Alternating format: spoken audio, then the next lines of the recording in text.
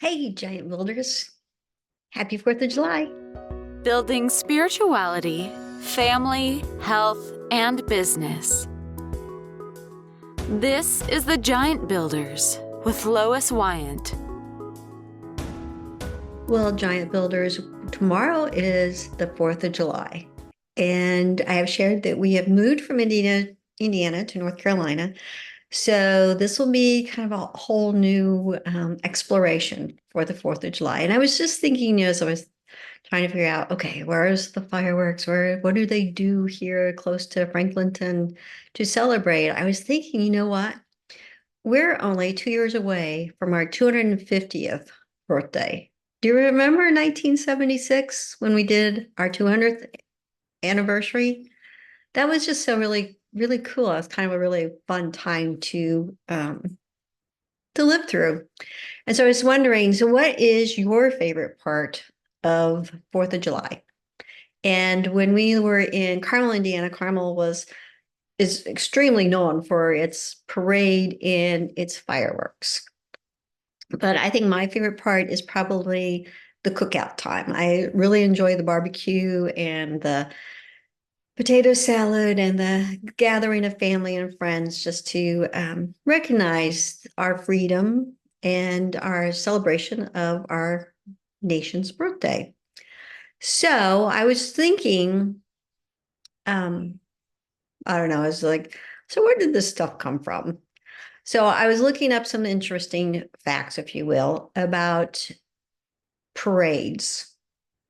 All right. In which case, the first celebration of Independence Day was in Philadelphia in 1777. And the ships fired a 13-gun salute. And I always wondered, where did that 13-gun salute come? But it mirrored the 13 colonies. So they gave a 13-gun salute. And even founding fathers like John Adams predicted such celebrations, that there would be illuminations in the sky from one end of the continent to the other. And fireworks at that point were just like simple firecrackers and rockets. And now we're into these huge, beautiful fireworks they display every year, and just even the way that they not only display them, but now they're setting them to music and doing all kinds of creative things. And then the parades, like our Carmel would have parade with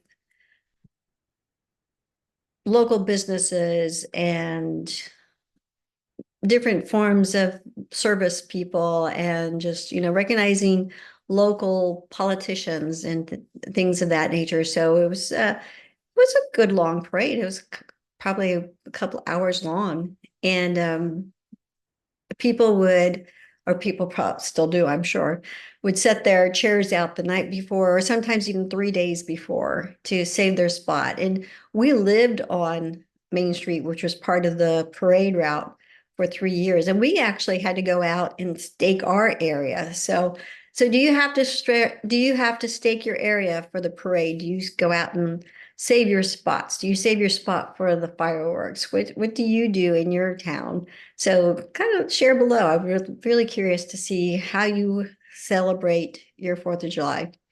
But the parades have been around for a while. The military would use parades to showcase their power and their unity. And while community parades brought together a festive spirit, most of the time the parades would not end peacefully. so so it's probably the parades were part of the 4th of July celebration with fireworks, but they became more elaborate with marching bands and floats and veteran groups, and just a popular way. I remember my son in high school, my middle son, his band, which is a very large band, actually went to London for their first New Year's Eve, New Year's Day parade. So that was kind of fun to, watch, to think that we were part of one of the first parades in that area. But okay, but now one of my favorite parts is the food.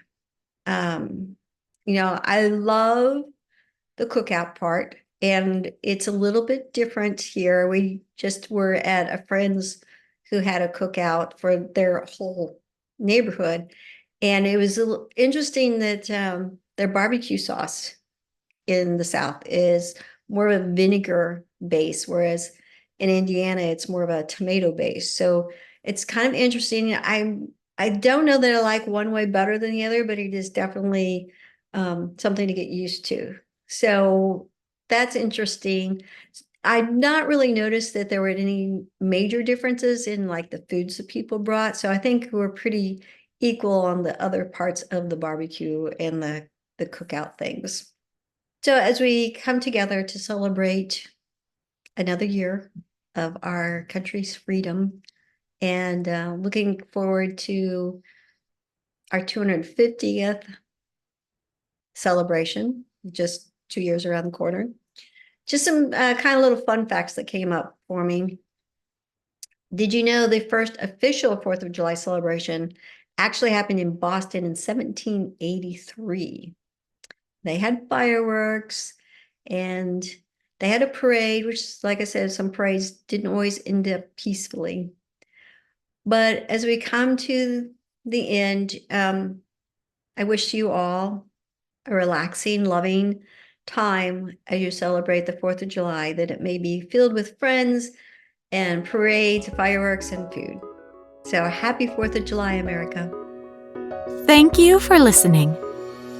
This has been The Giant Builders with Lois Wyant.